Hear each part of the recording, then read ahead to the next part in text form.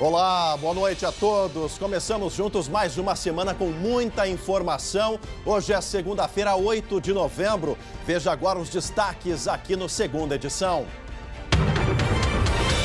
Caso Miguel. Começa a reconstituição do crime que chocou o Estado. Ao vivo, o passo a passo do assassinato do menino pela mãe e a madrasta. Atrás das grades.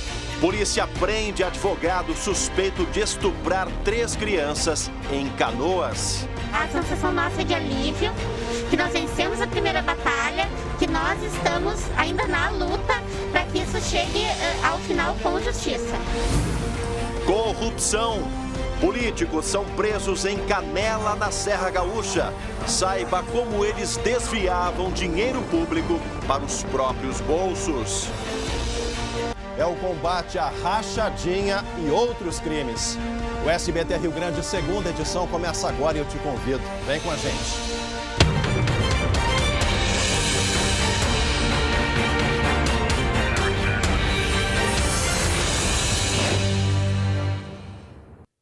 E nós começamos a segunda edição de hoje com as informações sobre a reconstituição do crime. Um crime que chocou o Estado. Eu estou falando do caso Miguel. Vamos ao vivo até o litoral norte, até a Praia de Imbé, conversar com a Luciane Coma, que traz as informações sobre mais esse passo importante da investigação do assassinato da criança pela mãe e pela madrasta. Lu, boa noite a ti, a toda a equipe. Os trabalhos já começaram. Passo ambiental para a gente, por favor. Boa noite. Boa noite, Chemali. Boa noite a todos. Sim, o trabalho já começou, né? Todo esse trabalho, essa força-tarefa da perícia começou às 6 horas da tarde. A Yasmin Rodrigues, a mãe do menino, né, de 26 anos, ela está presa no presídio de Guaíba, na região metropolitana, e por orientação do advogado não vai participar dos trabalhos. Por outro lado, a companheira dela, a Bruna Porto da Rosa, de 23 anos, presa, né, em Porto Alegre, ali no Madre Pelletier, ela chegou aqui na delegacia de Imbé por volta das 5h30 da tarde, escoltada por agentes penitenciários. Nesse momento, Chemali, está sendo realizada a primeira etapa dessa reprodução simulada, ou seja, a Bruna, ela está dando todos os detalhes do crime, né, está prestando um depoimento para 2 peritas. Tudo isso por quê? Porque a reconstituição, ela tem um grande objetivo, que é confirmar a veracidade das versões que foram apresentadas lá atrás e também servir aí de elemento muito importante e consistente, né, para o tribunal de júri. Não tem previsão, Chemali, de horário, né, de término. A gente sabe que isso demora, normalmente entra madrugada adentro. Daqui, a equipe ela vai partir lá para o apartamento onde a família morava, onde o Miguel foi torturado e morto. Depois eles vão refazer também o trajeto a pé até o rio, né, onde o corpo foi jogado. 2 agentes vão representar mãe e madrasta nessa simulação.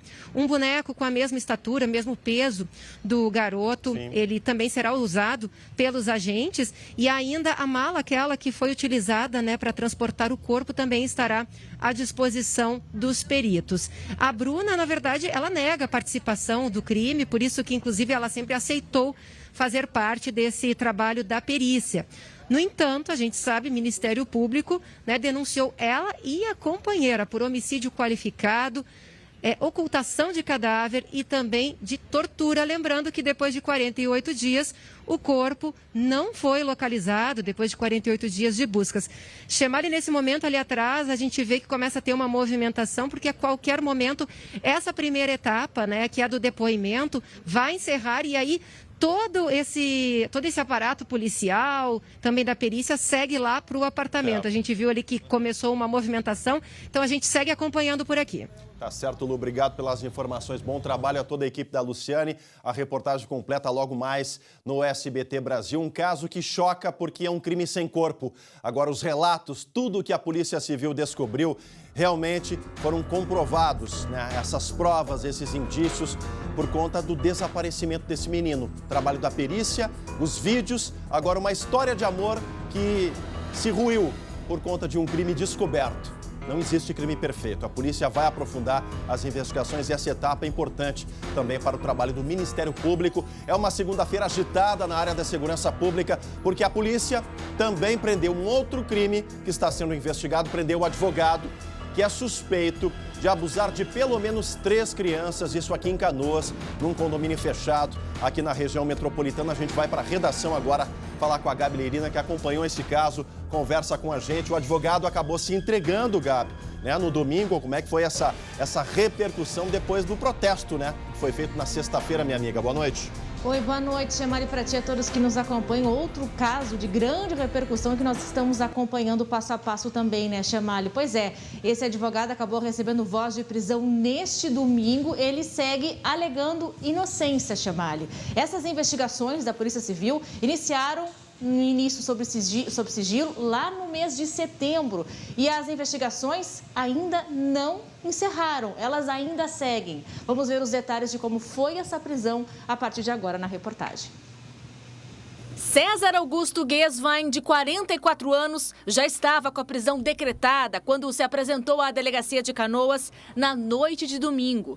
Ele foi preso preventivamente e está na penitenciária da cidade. O advogado morava neste condomínio, onde teria estuprado pelo menos 2 meninas, de 8 e 9 anos. Há ainda uma terceira vítima, mas a polícia não revelou detalhes do abuso. As crianças já foram ouvidas pela investigação. De acordo com o delegado, os crimes ocorreram por pelo menos 5 anos. A existência de outras vítimas não está descartada.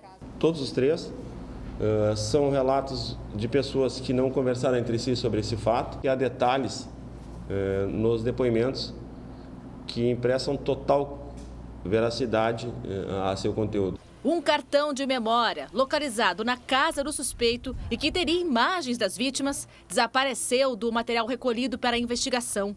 O desaparecimento desse elemento de prova foi certificado e tenho convicção que isso também impactou o judiciário ao decidir pela prisão preventiva. O suspeito ainda não prestou depoimento, o que deve acontecer nesta semana. Mas no momento em que foi preso, ele negou os crimes. Confio na palavra do meu cliente e a partir dos elementos que tenho no inquérito policial, não temos ainda como afirmar culpa e esperamos que assim continue. A suspeita de pedofilia mobilizou Canoas. Na sexta-feira, centenas de moradores protestaram contra o homem. Denuncia! Denuncia! A mãe de uma das vítimas comemorou a prisão do ex-vizinho, que era amigo da família. A sensação nossa é de alívio, que nós vencemos a primeira batalha, que nós estamos ainda na luta para que isso chegue ao final com justiça. É tudo o que a sociedade espera, justiça e a verdade dos fatos. Agora, eu não me conformo, é o destino desse cartão de memória, onde supostamente havia provas ali inseridas nesse cartão. Como desapareceu? Será que o advogado agiu sozinho?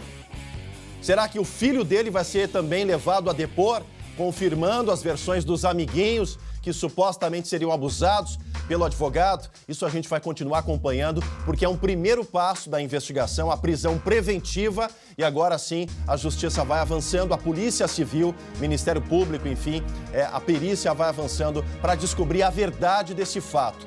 Agora, 3 famílias apontam que as crianças foram abusadas e os depoimentos estão comprovando nessa direção. Segunda-feira agitada na área da segurança pública, tem outra operação, essa para combater corrupção em Canela, um dos principais municípios turísticos da Serra Gaúcha. Políticos da cidade foram presos por desvio de recursos da prefeitura. A gente vai ao vivo até a Serra Gaúcha conversar com o Guilherme Fadanelli.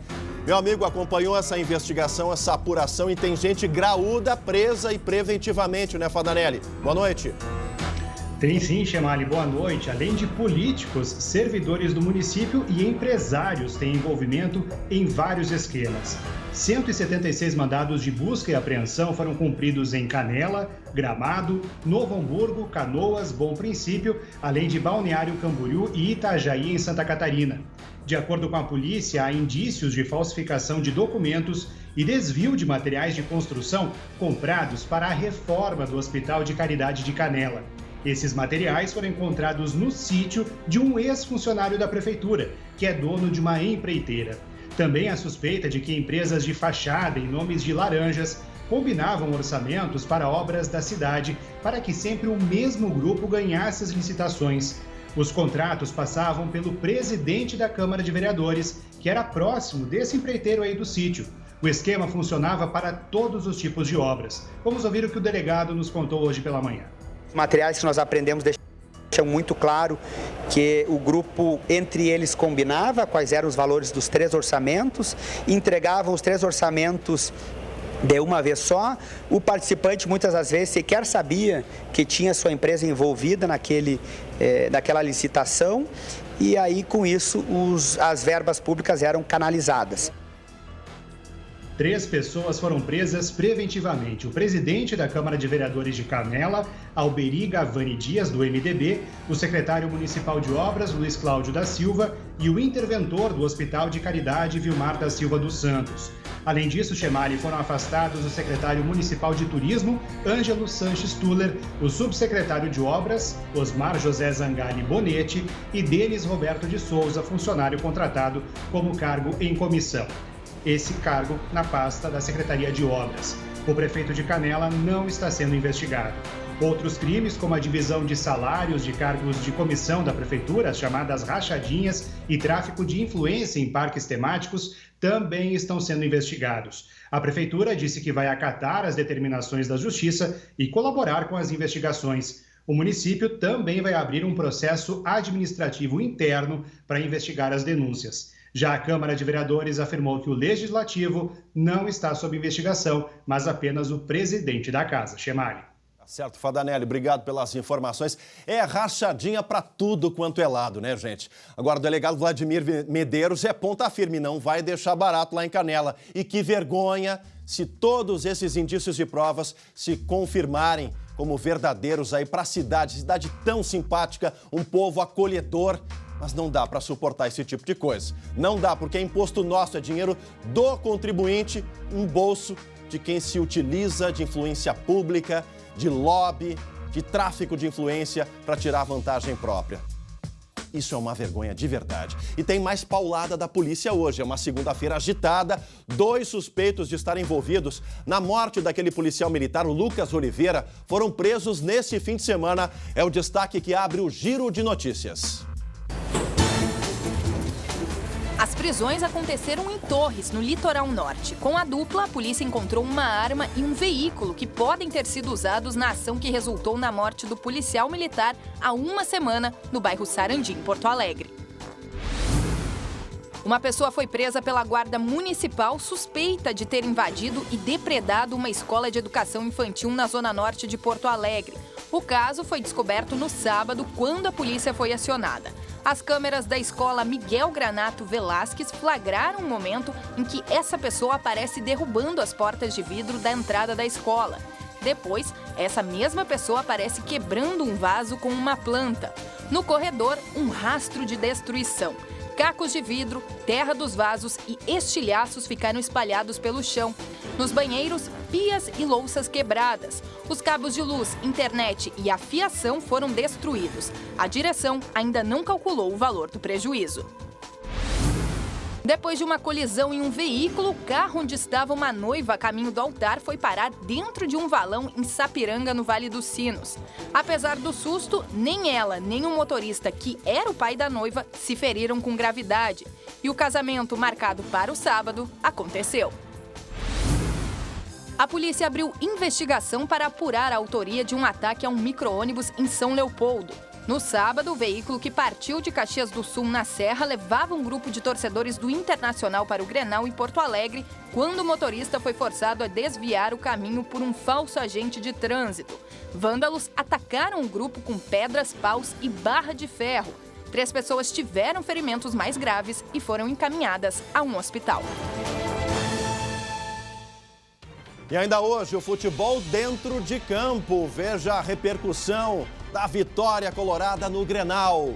E ainda uma descoberta jurássica e gigante. Gabi Lerina. Olha, um trabalho minucioso que contou com a ajuda de um paleontólogo gaúcho aqui de Santa Maria. Chama a criançada para a sala. A gente já volta.